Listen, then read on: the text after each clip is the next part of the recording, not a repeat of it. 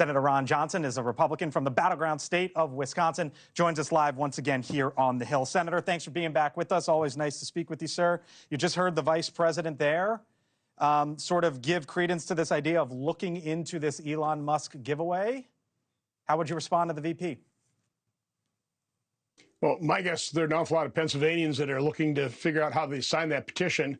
My guess is also that Elon Musk looked into the legality of it.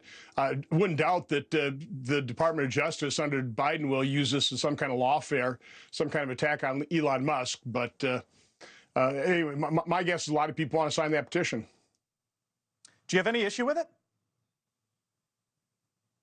Not particularly. What if a Democrat...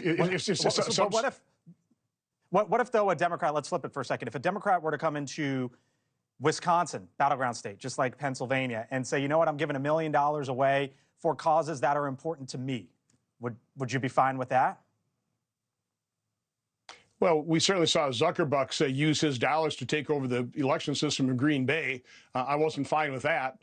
But listen, wealthy individuals can spend their money the way they want to, apparently, as long as they're not breaking the law. And my guess is Elon Musk looked at the legality of this thing, and he's structured it so it's a legal system. There is a lot of this, Senator, stems from the left and their disdain for Elon Musk. It's been that way for a while, but there are real questions about his power, right? We talk about SpaceX and how the federal government relies on that. It's the leader in the industry right now, better than NASA. We talk about Starlink. He's got some 6,500 satellites up in space. What is the line between ingenuity, being the leader, but also having too much control over one particular industry and having too much control over the federal government? So Elon Musk would be one of the tech giants that leans conservative and is actually interested in defending free speech versus the other tech giants who are fully in the radical left camp and who censored free speech. So I applaud Elon Musk for his integrity in terms of defending free speech, spending an awful lot of money to buy X so he could save that platform for free speech. He's a manufacturing engineering genius. He is allowing space launches at a fraction of the cost of NASA. He's saving people in North Carolina with SpaceX, the same thing, or Starlink, the same thing in terms of Ukraine. So again, his technology is marvelous. His engineering skill is really unparalleled. His manufacturing is excellence and efficiency is unparalleled. I don't think anyone doubts that. And I would love to see Donald Trump utilize his efficiency and engineering skills and apply that to the federal government. I love personally what he did with X. He came in there. What did he do? Get rid of about 80% of the workforce? It seems like X is operating just fine.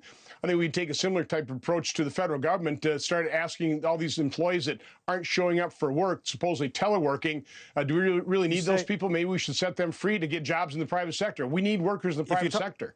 We need to reduce the size of the federal workforce. If you talk about reducing the size of the federal workforce and cutting it by 80%, would you do the same with your staff?